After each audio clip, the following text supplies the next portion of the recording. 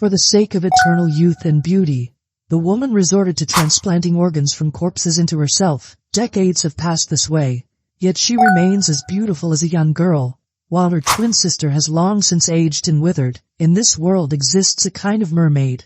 Legend has it that whoever eats mermaid flesh will attain eternal youth. One day, 3 fishermen obtained a piece of mermaid flesh, believing that consuming it would grant them immortality. However, one turned into a monster and perished violently, while another bled to death the next day. Only Yuta resisted the deadly toxins of the mermaid flesh, surviving and gaining the constitution of eternal youth. Yet Yuta, ageless and immortal, did not feel happy, because as time passed, his wife grew older and older, filling him with great fear. The village's old woman advised him to seek out the mermaid, to break the curse of eternal youth. So, in order to live like a normal human being, Yuta embarked on a journey to find the mermaid. This is a mysterious village without men. Yoko was the youngest and most beautiful woman here.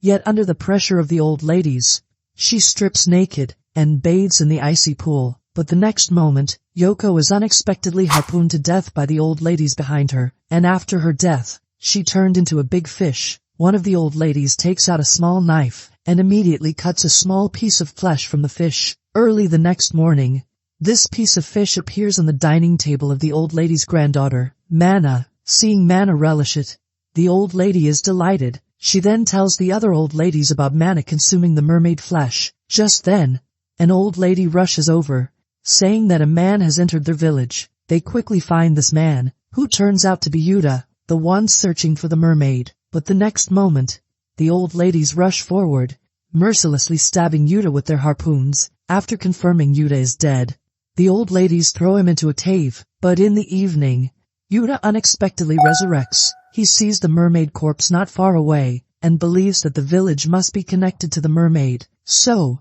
carrying the mermaid's body, he arrives at the village. The old ladies, upon seeing Yuta discovering their secret, grab their harpoons and rush towards him. To protect himself, he wanted to take Mana as a hostage, but he notices that Mana's feet are shackled. He binds her with a cloth and flees with her on his back. However, the old ladies relentlessly pursue them, hurling their harpoons viciously. Yuta runs frantically with Mana on his back, finally seeking refuge in the mermaid's cave. There, Yuta removes the shackles from Mana's feet. Mana reveals that the shackles on her feet have been on for 14 years, never removed. At that moment, strange sounds echo from deep within the cave, and a creature resembling a mermaid emerges. Yuta hurls the harpoon at it, but the creature, seemingly impervious to pain, Yuta had to carry Mana on his back, and quickly climbed out of the cave. In order to uncover the truth, Yuta left Mana, who had difficulty moving, here, and returned to the village alone. However, he was soon surrounded by a group of women wielding harpoons. The lead old lady informed him that everyone in the village,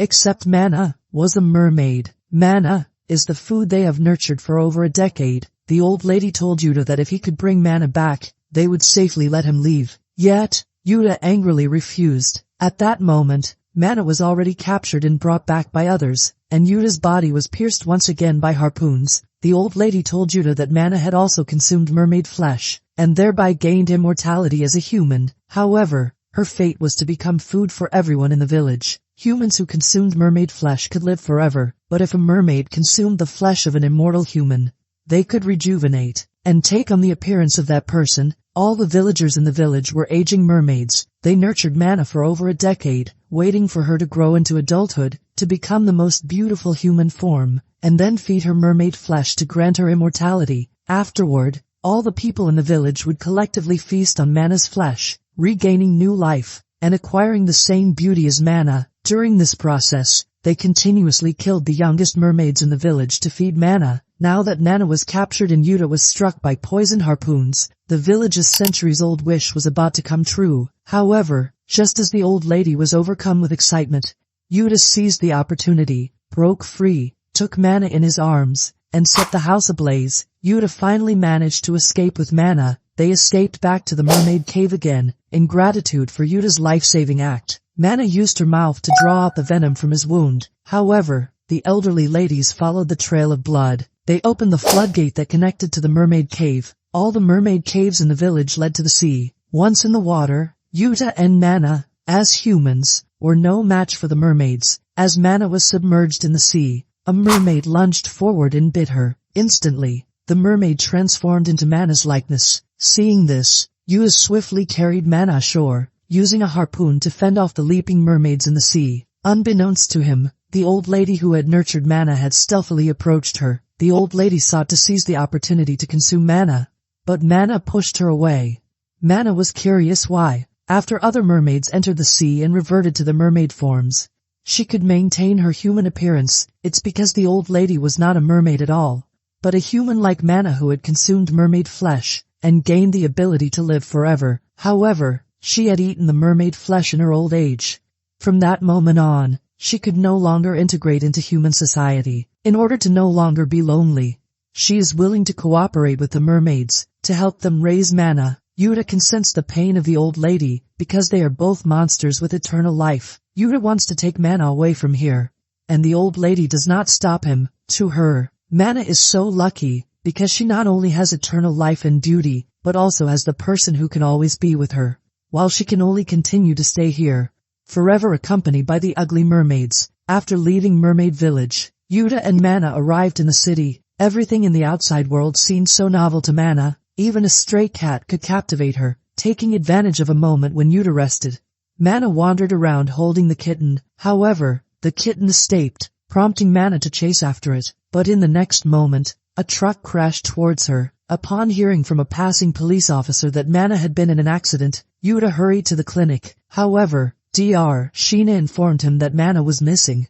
Yuta didn't dwell on it much because he knew Mana wouldn't die. Even if she did, she would immediately resurrect. So, he quickly set out to search for Mana's whereabouts, but after he left, Sheena arrived at a hidden basement where Mana was lying. By nightfall, Sheena undressed Mana and proceeded to cut her arm with a surgical knife. Suddenly, an old woman burst into the room and halted Sheena. However, another young woman complained of a painful hand and urged Sheena to proceed with the surgery quickly. They intended to cut off Mana's arm and transplant it to the woman at the door. At that moment, Mana, who had already shown no signs of life, unexpectedly opened her eyes, startling the three individuals in the room. Mana sat up, wiped her wrist with a blanket, and miraculously, the wound inflicted by Sheena had already healed. At this moment, Yuta was still searching all over the streets for Mana. By chance, he saw the stray cat incessantly scratching at the clinic door. Yuta realized that Mana's disappearance must be related to that doctor. However, the clinic was now empty, so Yuta found a police officer to inquire. The officer informed him that today was Dr. Sheena's clinic day, and the patient was an elderly lady named Sawa who lived on the outskirts. Following the address provided by the police, Yuta arrived at Sawa's house. He scaled the wall directly and encountered a white-haired woman. Upon learning her name was Tamawa, Yuta hurriedly asked her about Mana's whereabouts. However, Tamawa's face displayed a strange expression. Just then, a monster suddenly appeared and tackled Yuta to the ground. Seeing the terrifying appearance of the monster, Yuta immediately thought of those who had consumed mermaid flesh and turned into mutants. At that moment, the monster lunged at Yuta again, biting into his throat. Early the next morning, elderly Sawa wept bitterly at the sight of the deceased Yuta, while Tamawa appeared indifferent. Sheena simply remarked that the body needed to be buried quickly. However, as they were digging a grave in the courtyard, Tamawa suddenly noticed that Yuta's wounds were gradually healing. When Yuta woke up again, he realized he was being held captive, and it was evidently Tamawa's doing. Tamawa had already learned that Yuta and Mana had consumed mermaid flesh, so she wanted to eat them to gain immortality, eliminating the need to transplant organs from corpses. Yuta immediately realized that Nana was in danger. Therefore, after Tamawa left, Yuta desperately broke free from the iron chains. Just then, Sawa approached Yuta with an axe. It turned out she wasn't there to harm Yuta, but to help him break the chains on his hands. Afterwards, Sawa revealed the whole truth to Yuta. Sawa's family had been guarding a mermaid mound for generations. Inside, there were not only medicines made for mermaids, but also real mermaid flesh that never rotted for centuries. Tamawa was actually her twin sister. 60 years ago, Tamawa fell seriously ill, and their father revealed the secret of the mermaid mound to Sawa, instructing her not to tell anyone. However, Sawa was determined to save her sister. She secretly took a potion from the mermaid mound, but after Tamawa drank it, her right hand transformed into a monster's hand. Overnight, she turned white-haired. Despite Tamawa's youthful appearance, Her internal organs were continuously aging, leading her to transplant organs from others to prolong her life all these years. At that moment,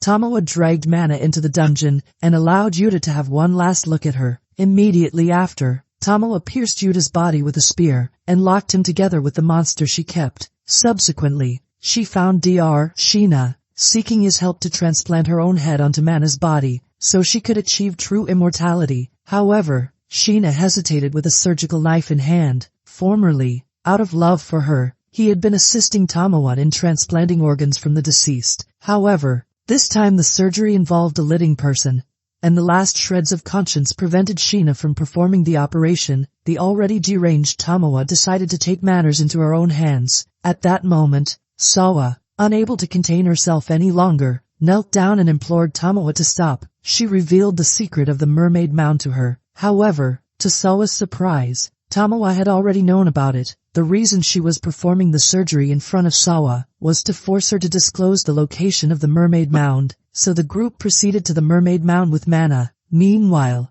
on the other side, Yuta finally managed to kill the monster and escape from the dungeon. Upon reaching the Mermaid Mound, they discovered numerous potions buried here, and in the cellar beneath their feet lay a complete mermaid corpse. But the next moment, emerging from the shadows, came a monstrous and terrifying creature. Sawa informed everyone that this creature was her father. At this moment, Yuta also hurried over. He told Tamawa that mermaid flesh was not an elixir of eternal youth, but a cursed and highly toxic substance. Only a few could achieve immortality, while most would transform into such monsters. Live examples were right in front of them. However, Tamawa still refused to believe him, so she pushed Mana into the cellar to retrieve the mermaid flesh. Concerned for Mana's safety, Yuta immediately jumped into the cellar. The monster then launched an attack on them. With Yuta and Mana working together, they successfully killed the monster. Tamawa finally obtained the coveted mermaid flesh, but she did not consume it herself directly. Instead, she made Sawa eat it. It turns out that she sought the mermaid flesh for Sawa, and all she did was for revenge against Sawa. It was actually Sawa who desired true immortality. However, their father had warned Sawa that mermaid flesh was highly poisonous and could lead to mutations if consumed. Therefore, she intended to use Tamawa as an experiment because they were twins. If Tamawa could achieve immortality by consuming mermaid flesh, then naturally, Sawa, being her twin sister, could too. What Sawa gave Tamawa to drink 60 years ago wasn't a potion but mermaid blood. After consuming the mermaid blood, Tamawa underwent a mutation. Although she didn't fully transform into a monster, it was enough to make her suffer immensely. Upon the failed experiment, Sawa locked Tamawa in the basement. She publicly announced that her sister had long since died from illness, and forbade anyone from approaching the basement. Days passed like this. Tamawa could only glimpse the outside world through a small skylight. Meanwhile, Sawa got married and started living an ordinary life. 60 years swiftly went by. Sawa's father had long passed away, and her husband and children had departed from this world. It was only then that Sawa finally remembered her only remaining relative locked in the basement. After being confined for 60 years, Tamawa finally left the basement. However, hatred had already taken root deep within her. She used every means, even resorting to transplanting organs from the deceased, to force Sawa to reveal the whereabouts of the Mermaid Mound. Tamawa intended to personally force-feed Sawa the highly poisonous mermaid flesh, to quench the hatred in her heart. But at that moment, Sawa suddenly passed away. Sheena immediately stepped forward to diagnose, only to discover she had died from a heart attack. In that moment, Tamawa's mind went blank, tears rolling down her face drop by drop. For this day, she had lived on like a monster, barely clinging to life. She had accumulated over 60 years of resentment in her heart, which ended in an instant. In the end, Tamawa requested Sheena and Yuta to burn everything here along with her and Sawa. Perhaps what Tamawa had hated all along was this bewitching mermaid mound. Throughout the entire tale, the most tragic figure was Sheena. He had deeply loved Tamawa since 60 years ago, remaining faithfully by her side even after learning of her mutation, but Tamawa had long been blinded by hatred. Even in the last moments of her life, she did not say goodbye to him.